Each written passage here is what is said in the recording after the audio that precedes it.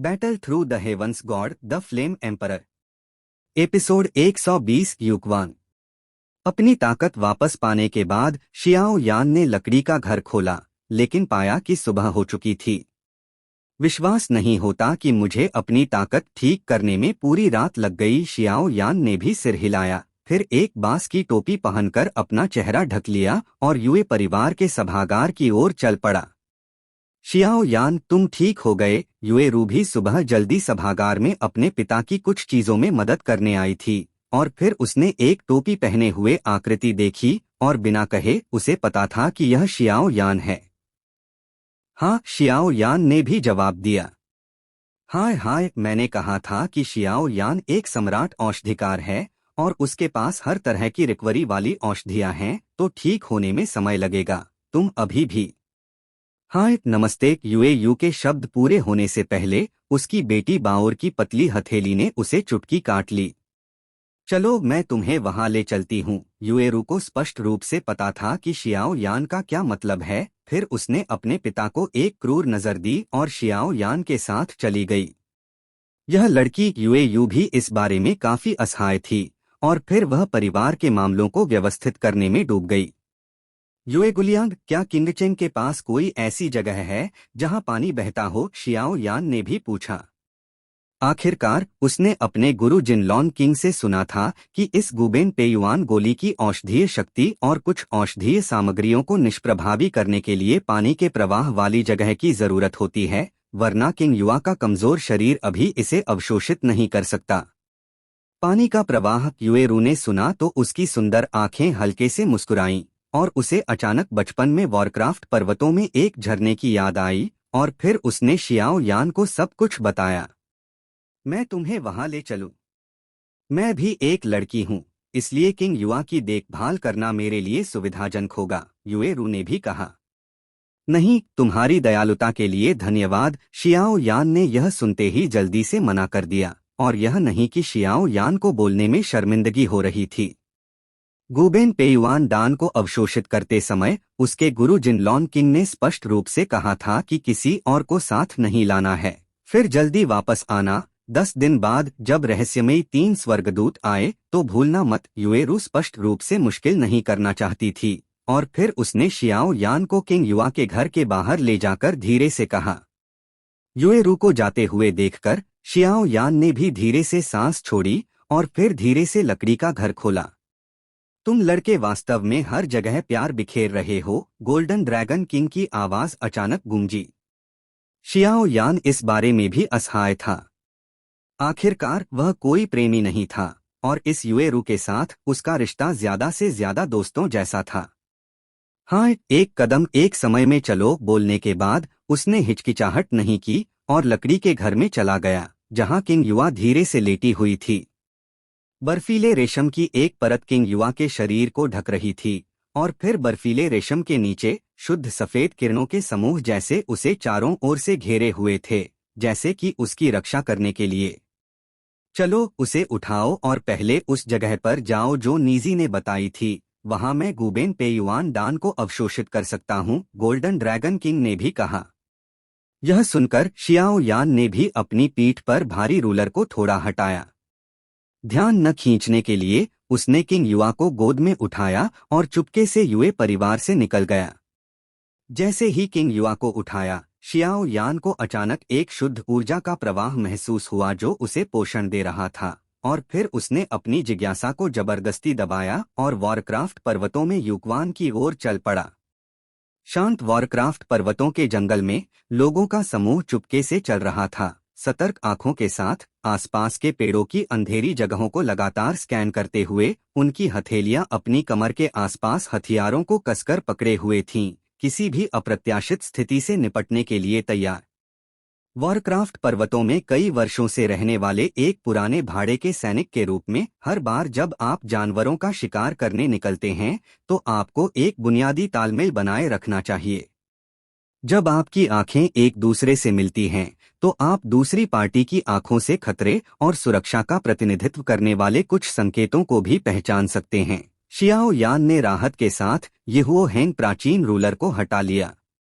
डॉ क्यूई को दबाने की अजीब क्षमता और अधिक वजन ने शियाओ यान की गतिविधियों को और सुविधाजनक बना दिया। हालांकि शियाओ यान यहुओ हेंग प्राचीन रूलर के दमन और वजन का आदी भी था। शियाओ यान ने किंग युआ को भाड़े के सैनिकों की टीम के सामने ले जाया। फिर उसने सिर घुमाया और पीछे की रक्षा करने वालों को देखा। उसकी नजरें बेतरतीब ढंग से टीम पर घूमी और अंत में वहां रुकी जहां तारों की तरह घिरी हुई सफेद पोशाक वाली महिला थी। इस समय सफेद पोशाक वाली महिला ने हल्के से कमर सीधी की, अपने माथे पर पसीने को हल्के से अपने हाथ के पीछे से पोंछा। हल्की हाँफ रही थी और अपने कोमल गालों के साथ वह काफी प्यारी लग रही थी। सफेद पोशाक वाली महिला को इस रूप में देखकर आसपास के कुछ भाड़े के सैनिकों को उसे उनके गंतव्य तक ले जाने की इच्छा हुई, लेकिन वे यह भी जानते थे कि भले ही वे उसे ले जाना चाहें, सफेद पोशाक वाली महिला केवल मुस्कुराकर मना कर देगी। इस महिला की आत्मा शक्ति कुछ हद तक शक्तिशाली लगती है, शियाओ यान ने भी धीरे से कहा। शियाओ यान पहले से ही सम्राट स्तर की नश्वर स्तर की आत्मा शक्ति है और यहाँ तक कि युएरू की सम्राट स्तर की आत्मा में भी यह अदृश्य दमन नहीं है। नीचे की सफेद पोशाक वाली महिला के पास यह है, जिसने अनिवार्य रूप से शियाओ यान को और अधिक देखने के लिए मजबूर किया।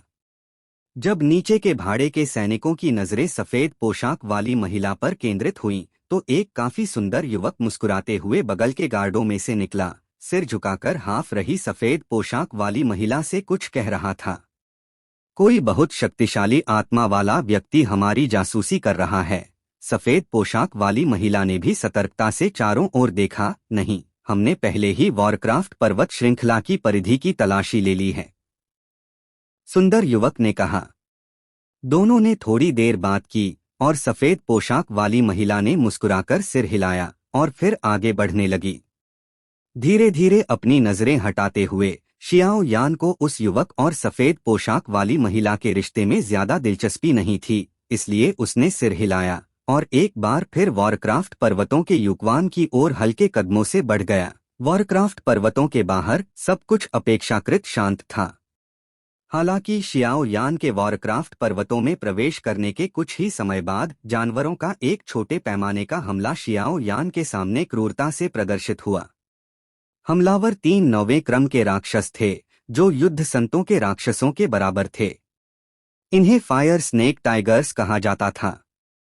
इस प्रकार के राक्षस वॉरक्राफ्ट पर्वत श्रृंखला की परिधि में काफी आम हैं। इसका गुण आग है और आग में आग का जहर होता है।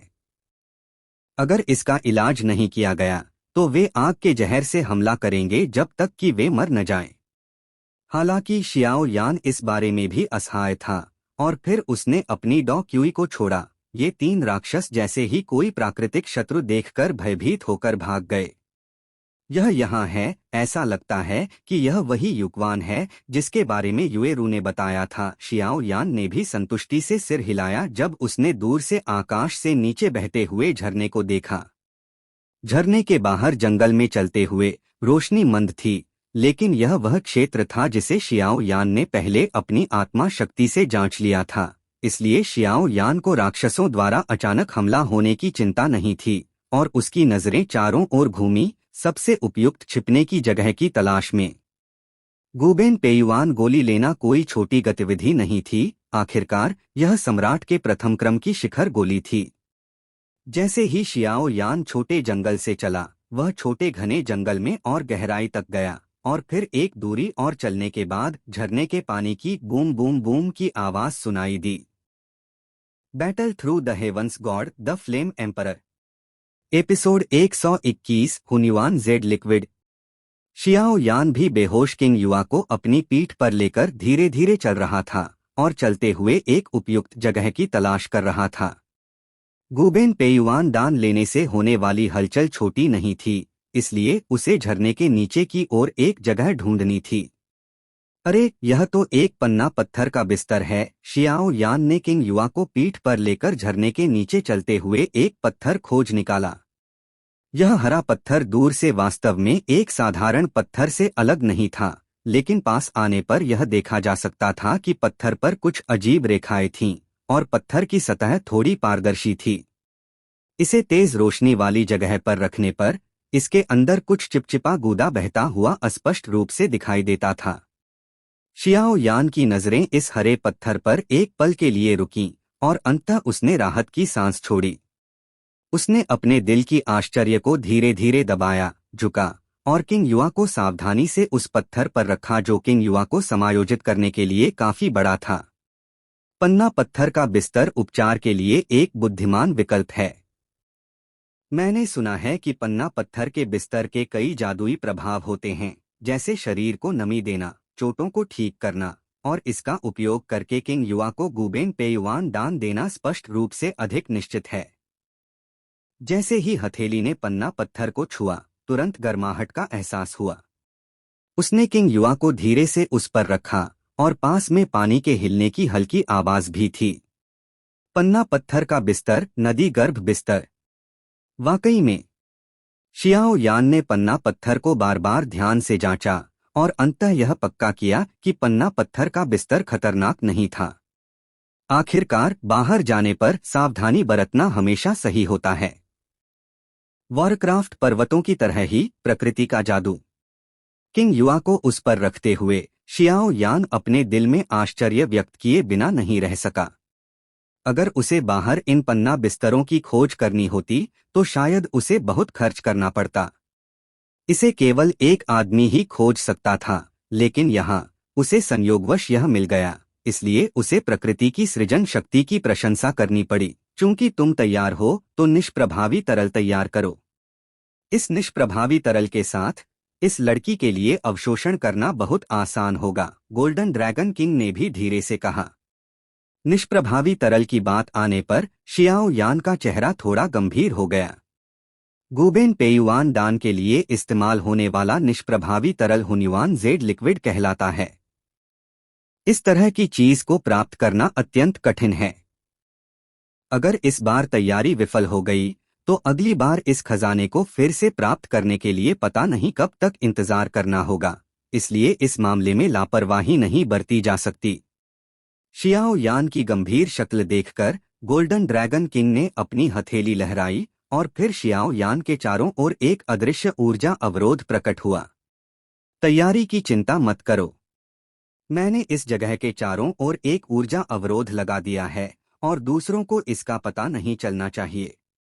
हालांकि गोल्डन ड्रैगन किंग अपने जीवनकाल में अत्यंत शक्तिशाली था, लेकिन उसे औषधि शोधन की समझ नहीं थी, इसलिए वह शियाओ यान की ज्यादा मदद नहीं कर सकता था। यह देखकर शियाओ यान ने राहत महसूस की और जल्दी से पत्थर के बिस्तर पर सलंगा बैठ गया, लेकिन तुरंत कार्रवाई नहीं की, बल्कि अपनी आंखें हल्के से बंद कीं, अपने मूड और अपनी स्थिति के उतार चढ़ाव को समायोजित करते हुए। हुन्युआन जेड लिक्विड की तैयारी किंग युआ के गुबेन पेयुआन गोली लेने की सफलता दर को निर्धारित करेगी, इसलिए इसमें उसे जरा भी विचलित होने की अनुमति नहीं थी। शियाओ यान ने लगभग आधे घंटे तक आंखें बंद रखीं और अंततः धीरे से उन्हें खोला। गहरी काली आंखों में प्राचीन कुआं लहरों के बिना था, जैसे एक गहरा तालाब अथाह। गले से धीरे से सांस छोड़ते हुए शियाओ यान ने अपनी हथेली को अपने सामने लहराया। 3 जेड बॉक्स उसके सामने निलंबित हो गए, उंगलियों को झटका, बॉक्स का ढक्कन उठ गया और एक अजीब सुगंध अचानक फैल गई, जिससे शियाओ यान का उत्साह बढ़ गया।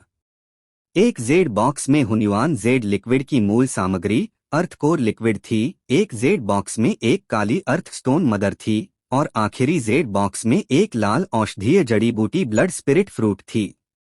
आखिरकार गुबेन पेयुआन गोली एक प्रथम क्रम की सम्राट औषधीय गोली है और इसकी औषधीय शक्ति बहुत अधिक प्रबल है। इसे अन्य औषधीय सामग्रियों के साथ निष्प्रभावी करना होगा, वरना किंग युआ का वर्तमान शरीर इसे सहन नहीं कर सकता।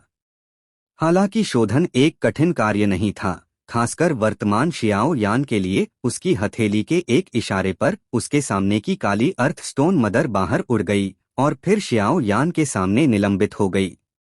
शियाओ यान ने अपने सामने की काली स्टोन मदर पर नजर डाली, जिसका सार निकालना होगा, और फिर उसने अपना मुंह खोला। दूधिया सफेद ज्वाला सीधे बाहर निकली और फिर उसे पूरी तरह से लपेट लिया।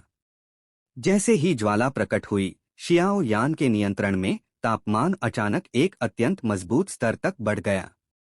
इसलिए 10 मिनट से भी कम समय में काली स्टोन मदर की सतह पर दरारें पड़ गईं और हल्के हल्के उसमें से एक बहुत हल्की गंध निकल रही थी।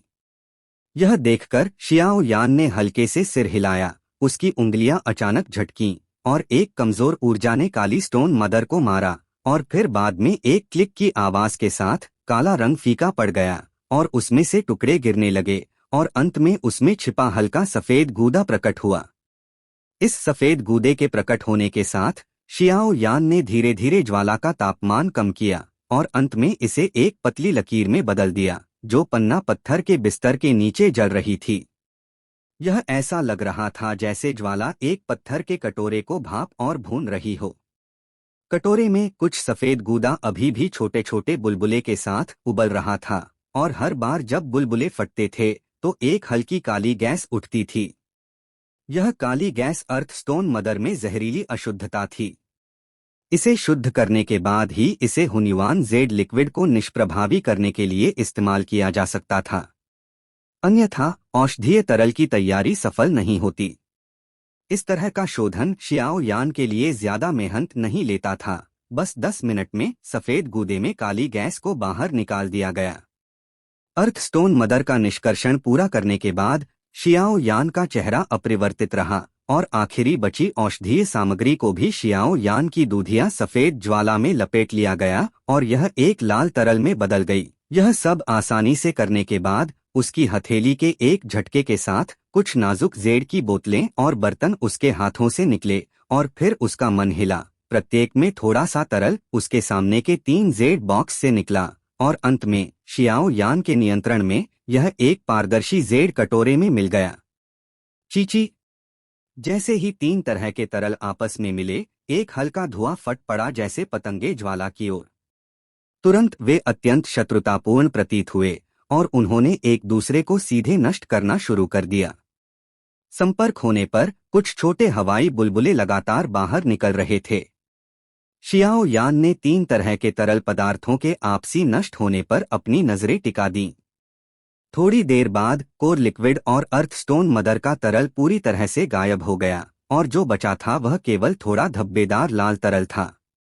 ब्लड स्पिरिट फ्रूट बहुत ज्यादा हैं। यह देखकर शियाओ यान ने धीरे से सिर हिलाया। नुस्खे के अनुसार तैयार किया गया हुनिवान जेड लिक्विड पन्ना की तरह हरा होना चाहिए, लेकिन अब इस कटोरे में रंग काफी धब्बेदार है और यह स्पष्ट रूप से एक असफल उत्पाद है। इस पहली असफलता के लिए शियाओ यान निराश नहीं हुआ। अगर यह चीज पहली बार में सफल हो जाती तो भाग्य बहुत अच्छा होता, लेकिन यह थोड़ा दुखदायी था। इन 3 सामग्रियों का मूल्य बहुत कीमती है। अगर वह कुछ और बार असफल हुआ तो उसका दिल भी खून के आंसू रोएगा। पन्ना पत्थर के बिस्तर पर किंग युआ के शरीर पर बर्फ के निशान भी पिघल गए थे, लेकिन अजीब बात यह है कि किंग युआ बिल्कुल नहीं हिली, बस एक सोती हुई सुंदरी की तरह थी। Please like and subscribe to my channel.